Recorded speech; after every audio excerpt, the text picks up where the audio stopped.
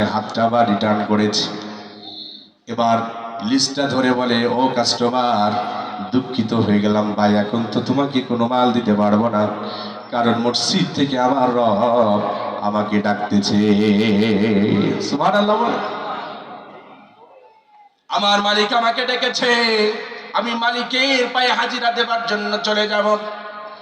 তুমি যদি কিনতে চাও তাহলে ওয়েট করতে হবে, অপেক্ষা করতে হবে। আমি নামাজ পড়বো, এরপরে আসবো, তারপরে তোমাকে মাল দিব, তার আগে আমি তোমাকে দিতে পারবো না।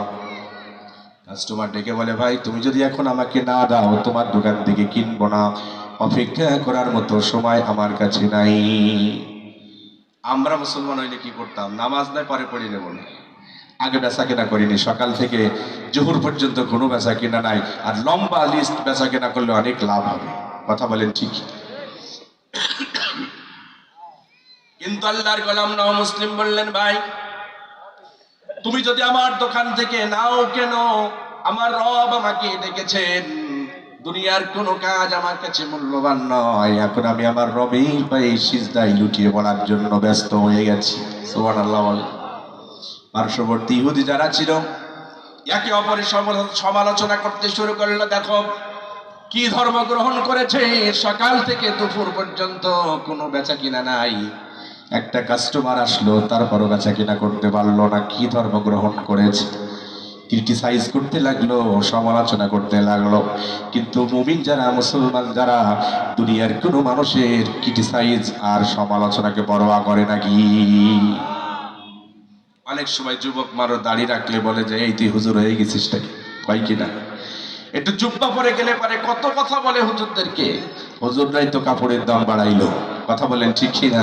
কত ঠাট্টা মস্কারি করে, দাড়ি রাখলে পারে এই দাড়ির ঠাট্টা মস্কারি করে, কত কিছু হয় ভাই, কিন্তু চাচা চাচা করে ডাকে। কথা বলেন ঠিক কিনা? ঠাট্টার স্বরে ডাকে। কিন্তু মুমিন যারা হবে, ইমানদার যারা হবে, দুনিয়ার কোনো মানুষের ঠাট্টা বিদ্রুপকে পরোয়া করবে না। মুমিন যারা আল্লাহর দিকে, জান্নাতের দিকে তারা গুটি গুটি পায়ে এগুতে থাকবে, দুনিয়ার কোনো মানুষকে পরোয়া করবে না। ঠিক কিনা? আল্লাহর বান্দা নও মুসলিম কোনো কিছু মনে করলেন না, দোকানটা বন্ধ করে জোহরের নামাজে চলে গেলেন, জোহরের নামাজ আদায় করলেন। আল্লাহর বান্দা নও মুসলিম আবার দোকানে এসে দোকানের পাল্লাটা খুলে বসে গেলেন। আল্লাহ রাব্বুল আলামিন বান্দাকে পরীক্ষা করেছে, একদিন এখনো পূর্তি হয় নাই মুসলমান হওয়া। ঠিক কিনা বলেন? গত রাত্রি মুসলমান হয়েছে, আজকের দিন চলছে, রাত আসবে, তারপরে 24 দিন, 24 ঘন্টা একদিন এক রাত হবে। এই মুসলমানেরা একটু ব্রেনটা ওয়াশ করেন। একদিনের মুসলমান না, তার ইমানটা কত বড়। আর আমি 60-70 বছরের মুসলমান মুমিন, আমার ইমানটা কত বড়। আল্লাহ পাক পরীক্ষা করেছেন, বান্দা তুমি বেচা কিনাকে প্রাধান্য দাও, দুনিয়াকে প্রাধান্য দাও, নাকি আমি মাওলাকে প্রাধান্য দাও? পরীক্ষা করেছে। বলেন তো পরীক্ষায় পাস করেছে না করে নাই? গোল্ডেন এ প্লাস পেয়ে পাস করেছে, জিপিএ 5 পেয়ে পাস করেছে।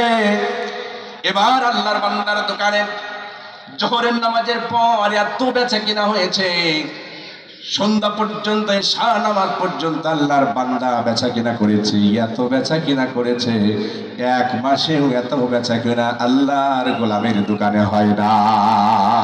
আল্লাহু আকবার। আমার ভাইরা, এশার নামাজ পড়ে আল্লাহর বান্দা দ্বিতীয় রাতে আবার ওই হাসান বসরি রহমতুল্লাহ আলাইহির কাছে ঢুকতেছেন, দরবারে ঢুকতেছেন। আল্লাহর ওলি হাসান বসরি রহমতুল্লাহ আলাইহি এমন একজন আল্লাহর ওলি ছিলেন, আল্লাহর ওলিদের কাছে ওহী আসে না, কিন্তু আল্লাহ তাআলা কিছু ইলহাম এলকা করে দেন, যারা আল্লাহর ওলি তাদেরকে কিছু কিছু বুঝায়া দেন। আল্লাহর গোলাম নও মুসলিম যখন দরবারে ঢুকতেছেন, হযরত হাসান বসরি রহমতুল্লাহ আলাইহি ডেকে বলে, ও নও মুসলিম গোলাম, তুমি আজকে বড্ড খুশি তাই না? নও মুসলিম ডেকে বলে, জি হুজুর, তুমি আজকে এত বেচা কিনা করেছো, যা এক মাসে এত বেচা কিনা করো নাই, তাই না? নাও মুসলিম ডেকে বলে, জি হুজুর, তবে প্রশ্ন থেকে গেল, আমি যে 1 মাসেও এত বেচা কিনা করি নাই, আমি তো এখনো পর্যন্ত কাউকে হিসাব দিই নাই, শুধু আমি জানি। আপনি কেমনে জানলেন যে আমি 1 মাসেও এত বেচা কিনা করি নাই, আজকে যত বেচা কিনা করেছি? হাসান বসরি রহমতুল্লাহ আলাইহি ডেকে বলেন, এ গোলাম, ও আল্লাহর বান্দা নাও মুসলিম, জোহরের নামাজের পরে তুমি যেই কাস্টমার গুলোর কাছে তুমি বেচা কিনা করেছো, এই কাস্টমার গুলি কি তুমি চেনো নাকি বলো? নও মুসলিম ডেকে বলে, না হুজুর, চিনি না, কারণ প্রতিবেশীরা যারা ছিল ইহুদিরা, তারা তো আমার কাছে কিনবে না, তারা প্রতিজ্ঞা করেছে, একত্রবদ্ধ হয়েছে, আমি মুসলমান হয়েছি এজন্য কেউ কিনবে না। এরা মনে হয় অন্য কোনো গ্রাম থেকে এসে আমার দোকানে কেনাকাটা করেছে। হাসান বসরি রহমতুল্লাহ আলাইহি ডেকে বলে, গোলাম, এরা পার্শ্ববর্তী কোনো গ্রাম থেকে এসে কেনাকাটা করে নাই, আল্লাহ রাব্বুল আলামিন তোমাকে পরীক্ষা করেছেন, পরীক্ষায় যে তুমি পাস করেছো, এই জন্য যে কাস্টমার গুলো তোমার দোকানে এসেছিল, এগুলো দুনিয়ার কোনো মানুষ না, এগুলো বানর বেশি ফেরেশতা আল্লাহর দরবার থেকে এসে কেনাকাটা করেছে। আল্লাহু আকবার! কি আল্লাহ পারে কি পারে না বলেন? আল্লাহ তাআলা তোমার রিজিকের অভাব দূর করে দিয়েছেন, তুমি রিজিকের পেছনে ছুটো না।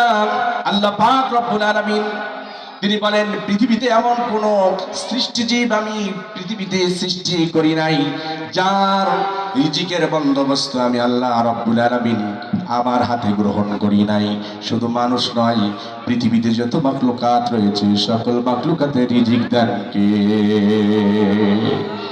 এই জন্য রিজিকের সংকীর্ণতা হবে এমনটি নয়। আল্লাহ পাক বলেন, যদি তুমি দান করতে পারো, আল্লাহ রাব্বুল আলামিন উত্তম রিজিকের বন্দোবস্ত করে দেবেন, রিজিকের অভাব হবে না। আর রিজিক তোমার থাকবে ঠিক, কিন্তু সেই রিজিকে বরকত হবে না। ফ্রিজের মধ্যে মিষ্টি আছে, খাওয়া নিষেধ আছে না নাই? গোশত আছে, রান্না হচ্ছে, মন চাইলে একটু বেশি খাইতে মনে চায় না, না, সর্বোচ্চ 1 পিস খাইবি, তার বেশি খাইতে পারবি না। রিজিকের সংকীর্ণতা আল্লাহ করে দিয়েছেন, কি দেন নাই বলে?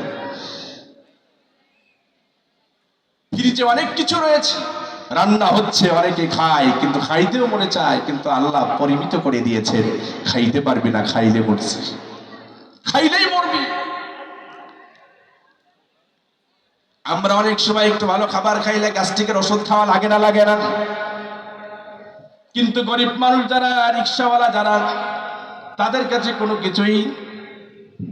কিছু খাইতে হবে আর কোন কিছু খাইতে হবে না এমনটি না, যা দেয়া যায় সব সাবার করে দেয়। গ্যাসের ট্যাবলেটও লাগে না, আবার ঘুমের জন্য ঘুমের বড়িও লাগে না। অনেক বড় লোক আছে, ঘুমের বড়ি না খাইলে ঘুম হয় না। হ্যাঁ, কিন্তু রিক্সাওয়ালা এসি ঘরে নাই, ফ্যান চলতেছে না, গা একদিক থেকে ঘেমে যায়, অপর দিক থেকে নাক ডাকার শব্দ বের হয়, ঠিক কিনা বলে? আর এসির মধ্যে শুয়ে সারা রাত এপাশ ওপাশ করে, ঘুম আসে না। দিতে পারেন কে বলেন তো? আল্লাহ। এই জন্য দান করতে হবে, আবার দান করে কাউকে আবার খোঁটা দেওয়া যাবে না, এটা আল্লাহ নিষেধ করেছেন। দান করার পরে কাউকে কষ্ট দেওয়া যাবে না, দিলে পারে আল্লাহ তাআলা সেই সদকার সওয়াব আল্লাহ তাআলা বাতিল করে দেবেন। আল্লাহ রাব্বুল আলামিন তাও ডেকে বলেন, ইয়া আইয়ুহাল্লাযীনা আমানু লা তুবতিলু সাদাকাতিকুম বিল মান্নি ওয়াল আযা।